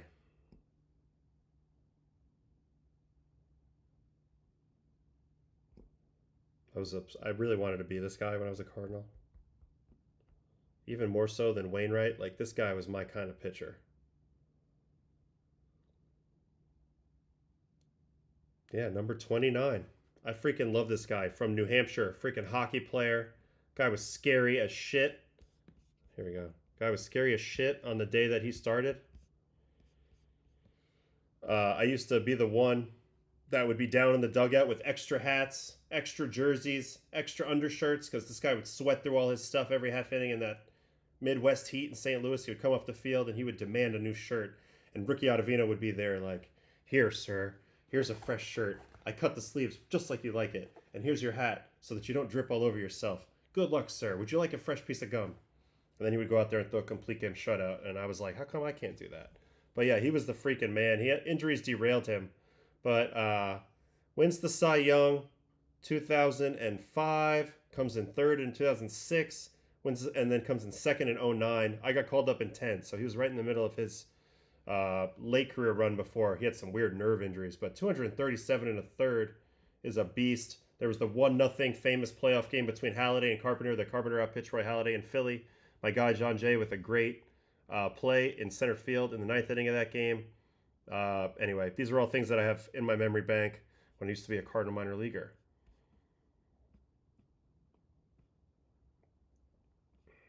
Let's see what we got here. Yep, Mariners rotation is going to be tough.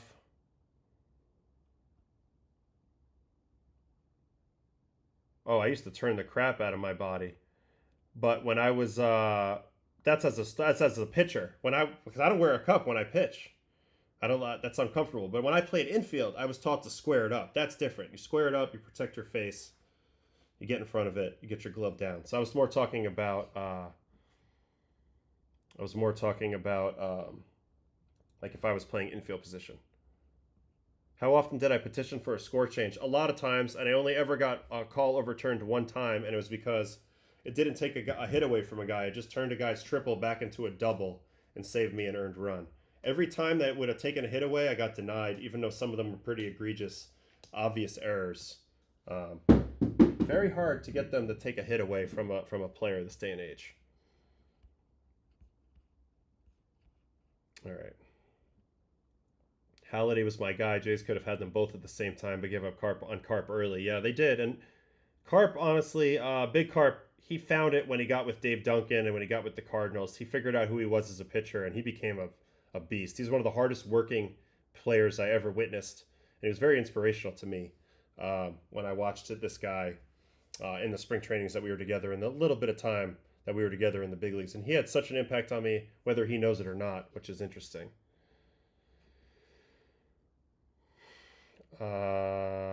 Random question, but what was that pitch Zach Gallen threw to Pasquantino that astounded everyone? That was a accidental cut changeup from, was it last year or 2 years ago?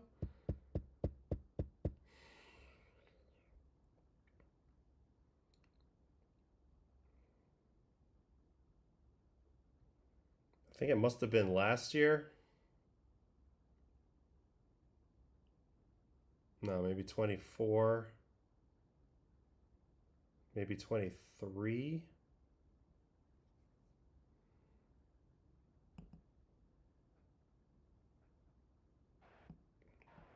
Yeah, this is it. No, that's not it. But there was one somewhere that had weird movement. Yeah, there it is. Hits the umpire in the face. Yeah, he accidentally did this. This is the changeup with negative 8.9, so it moves like a slider. And 18.6 vert. So it's the literally opposite of what it's supposed to do. It's supposed to drop and go to the right. Instead, it rises and goes to the left. Incredible cut changeup. Big cut. He got the Nobody knew what just happened. Nobody. The pitcher, the catcher, because the catcher doesn't catch it, the umpire catches it in the face mask. Vinny doesn't know what happened. Gallen doesn't know what happened. If you could replicate it, it would be very, very effective. I can't believe we found that so fast. That was great. Okay, so there's one more game that mattered tonight. That was the, who was that? That was the Astros and the A's. And I don't think Cal Raleigh hit a homer, so we don't need to watch that. Astros and A's. All right, let's head to the box score. Framber Valdez, 7 innings, 1 run, 10 strikeouts. So that's big if the Astros are going to sneak back in there. Between him and Hunter Brown, they got a puncher's shot at any team, especially against the A's. They have a very good offense, as I continue to say. 4 hits again for Shea Langoliers. He had 4 last night, 4 today. Nick Kurtz, 3 for 5 with 2 homers. So we'll watch those. We'll watch a little Framber. And Christian Walker had a big home run in this game as well. So Houston and the A's.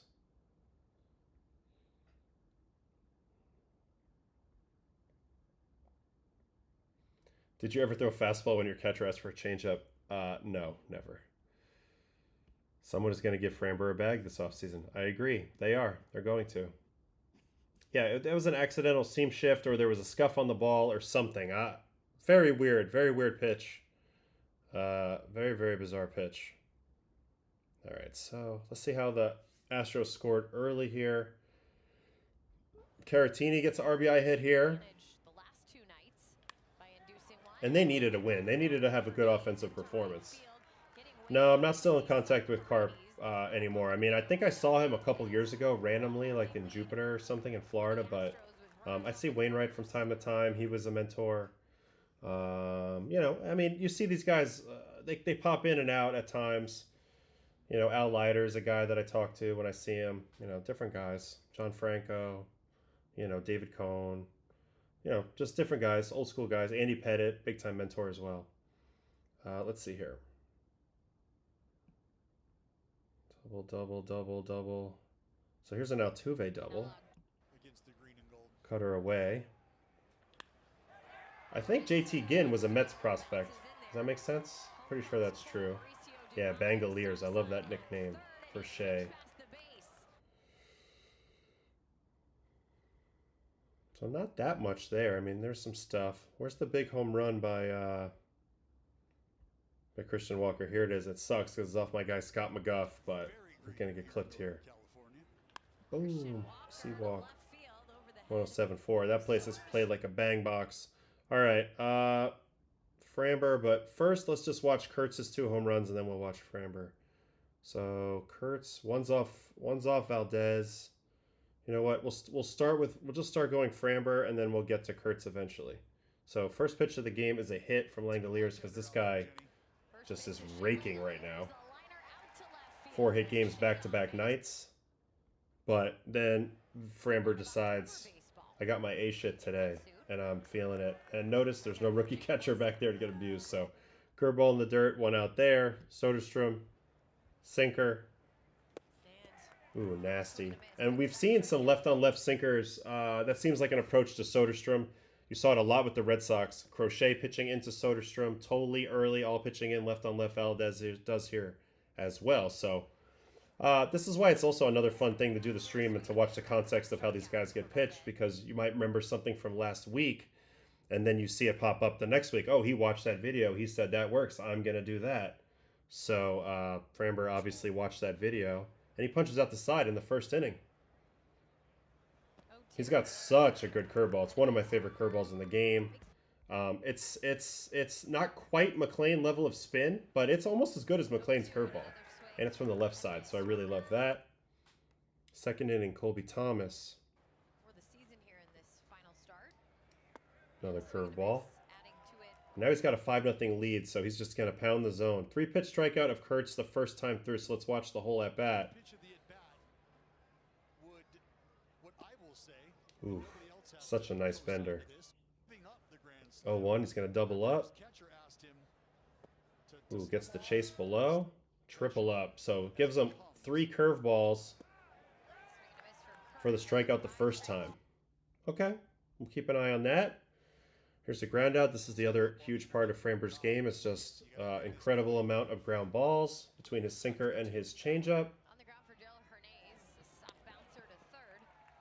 Very nice. Another ground out here to start the third. Beats it in the ground. Correa. I like Correa at third. I feel like he's natural at third.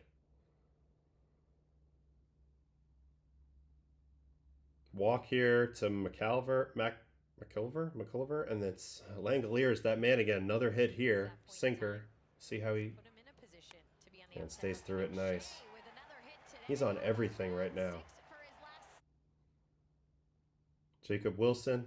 Up, and here's that ground ball ability showing up in a big spot here. Gets the rollover. Correa. Ooh, great feed to Altuve. Great turn. Double play. Huge play there.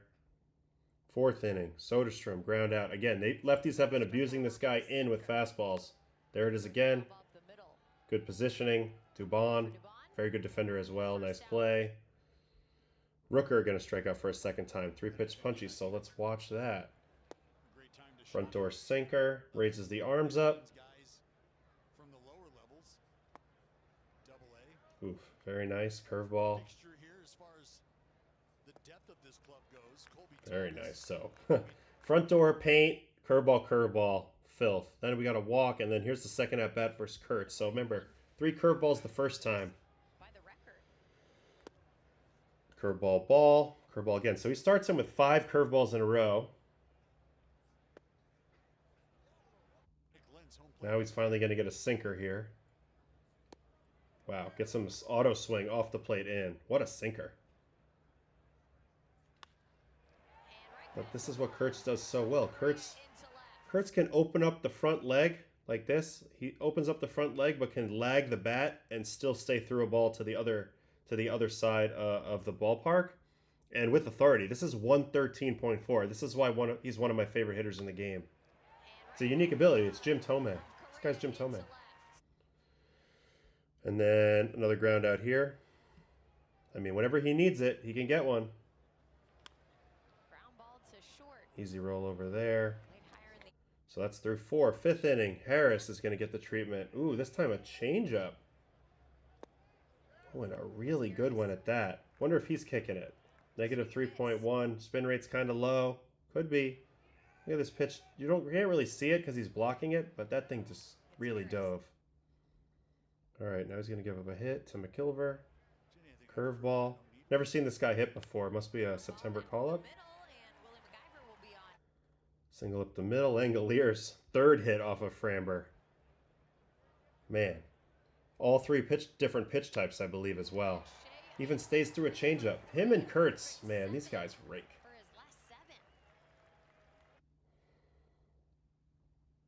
And Wilson gets him on the ground again. This time with the sinker. Last time it was a curveball. Similar situation, he was up before. And it's a similar result. Another ground ball. Ooh, great play by Dubon. Gets the force out. Great play. With the glove flip. Very nice. And then Soderstrom. So they continue to pound this guy in. Yep, up in. He can't stop swinging at it. It's unbelievable. Popped it up. All right, 6th inning. Man, Framber had a sick game. Really, really good game. Went deep, too. Another ground ball down and away. Back to him. Little lob Johnson on the first. All right, now we got Colby Thomas. He's going to get the 3-pitch punchy curveball. Man, that is a serious hook. 3,000 RPM.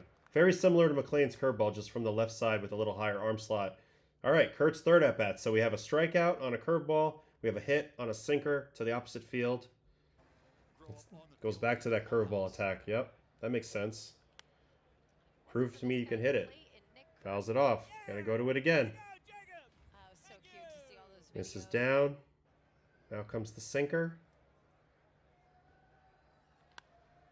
Gets him to chase it off in. Okay. You got him swinging off in, so you could double up off in, or you could go change up off of that, honestly, with the way that he pulled that ball, or you could go curveball down. You got 3 options here, but do not throw a strike. For God's sakes, don't throw a strike. He tries a curveball. And you know what? It's still a ball, so he followed my rule. But it was hittable, and Nick Kurtz is that dude. That's an oppo home run on a left-on-left curveball that you've looked awful on the whole day. And then this time, you just figure it out. Unbelievable pop. This guy is so freaking good.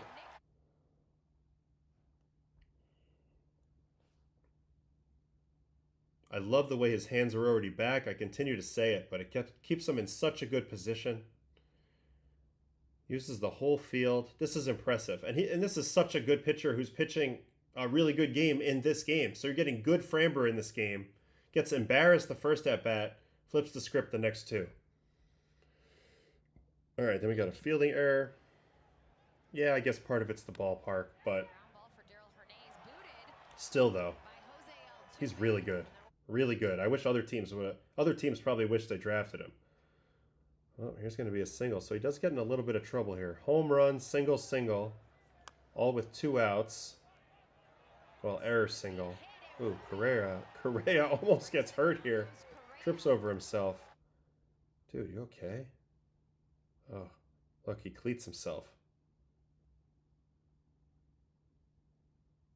Oh my God.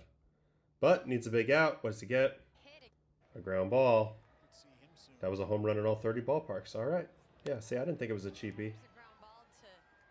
Grounder to that man again, Dubon, and then he gets the 7th inning, and finally he's going to get Shea Langoliers out. So let's watch this whole at-bat. He was 3 for 3 off him coming into this at-bat. Curveball, swing and miss. Ooh, curveball back door. Curveball bottom. Oof, and that one was snappy. Filthy curveball. Oh my God. This would be a sick pitch to have. Love it. Love it, love it, love it. JJ Bleday, he's going to punch out on a sinker. Really emptying the tank here in the 7th inning as well. That's 96.7 miles an hour. So the velocity is outstanding for Framber in this game. Looks like he maybe had a little bit of a point to prove. Pitching with a little bit of an edge in this game. The Astros will take it. Dubon there, man. He makes it look easy out there at short. Am I right?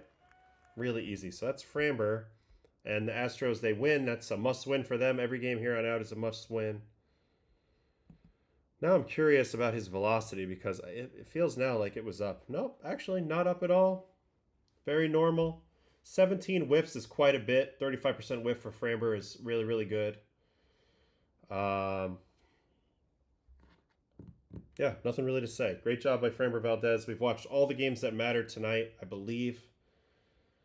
Yeah, Kansas City, Angels doesn't matter. Rockies, Mariners doesn't matter. Tampa Bay, Baltimore, Minnesota, Texas, Miami, Philly. You know, Philly, we might want to check up on them a little bit because we're going to be watching them in the playoffs, but they're going to have a lot of time off, so maybe I'll forget about them and then they'll come back around. Oh, Mike Trout home run. We could watch that. That just happened. Kansas City Angels.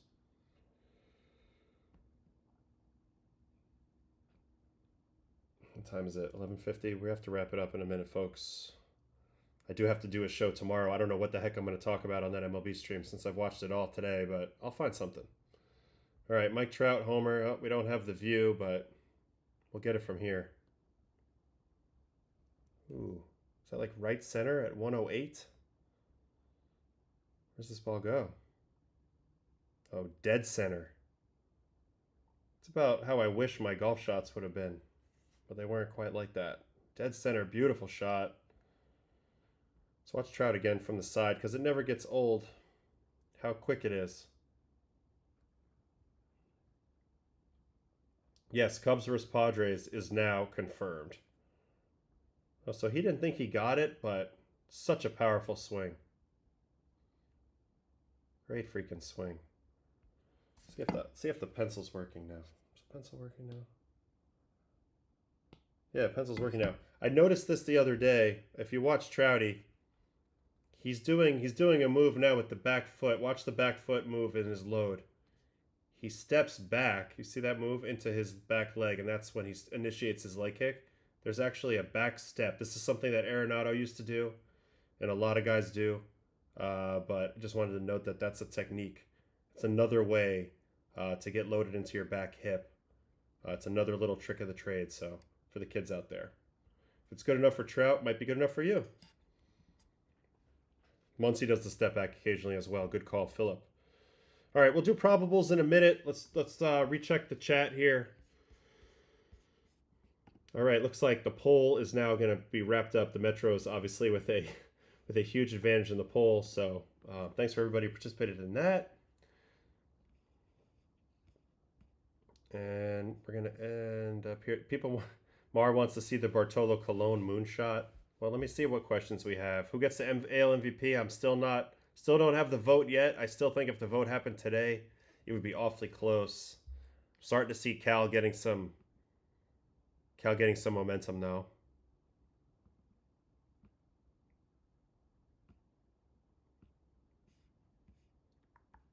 Triple curve. Sensitive question, but have you noticed any patterns in the way that players' personal, emotional, family lives affect their performance? To what extent is stoicism selected for by teams?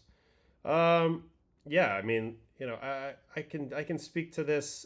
Everybody has something going on in their lives. You don't know what it is. Different things are going to manifest themselves in different ways for different people. It's all part of the puzzle. It's all part of things. I think teams try to do their best to get to know people and understand what drives players, their family situations. But the reality is, like, the scouting process only goes so far. You get to know people more over time, and you start seeing things. And I'll just give you one example is kind of like who you choose as your significant other is like a huge factor in baseball. That person can tear you down. They can build you up. They can be somewhere in the middle. But that's an important decision. I've seen people get right and I've seen people get it wrong. And that definitely impacts a player's career. So every little thing. You got to really have your mind clear.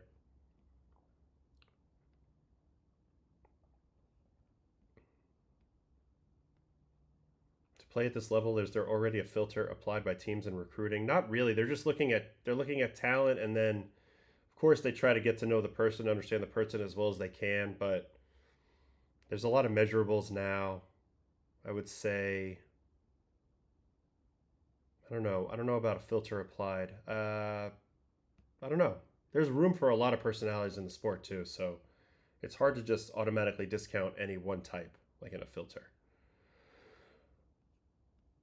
Okay, all right, let's do the probables.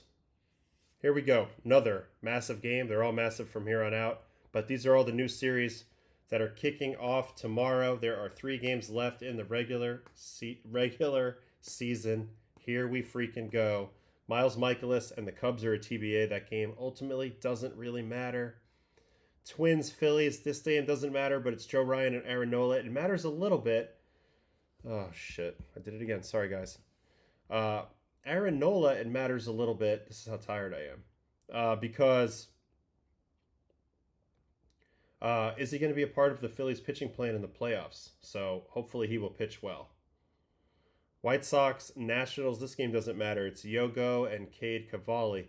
Orioles, Yankees, this still matters for the Yanks. Trevor Rogers, though, is trying to put the finishing touches on like a 1.35 ERA or something this year. And Will Warren's pitching for his playoff future, but also to get the Yankees into first place. This is a big game. It's in Yankee Stadium, so we'll see how that goes. Yankees have not had huge crowds the last few days with rain in the area and school nights. We'll see how this Friday night crowd is as they're trying to get this division.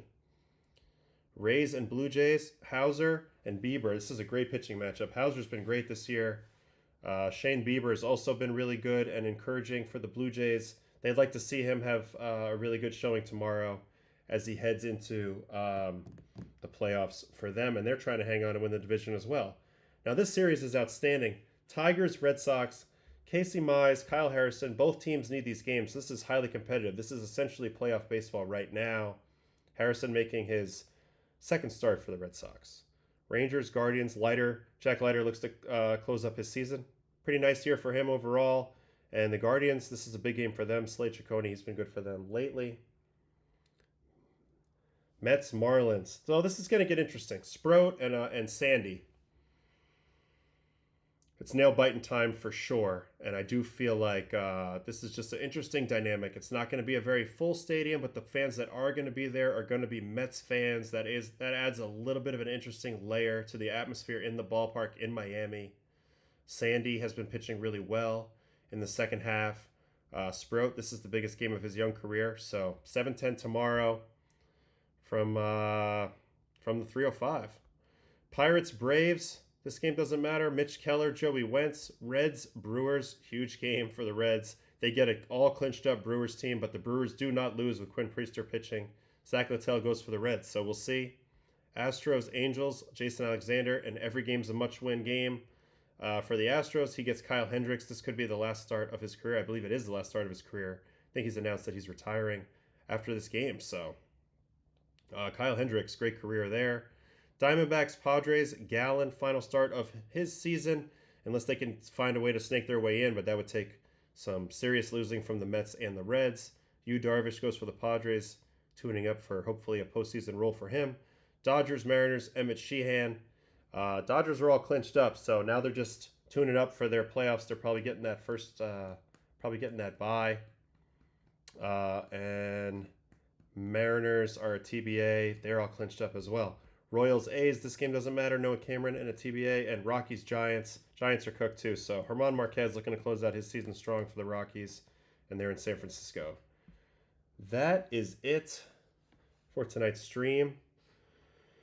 We did it. Back-to-back nights, about 2 hours. Tomorrow I will be on at 10:30 a.m. on the MLB YouTube channel. They'll probably feed me some topics, so we'll go that way. We'll run about an hour over there.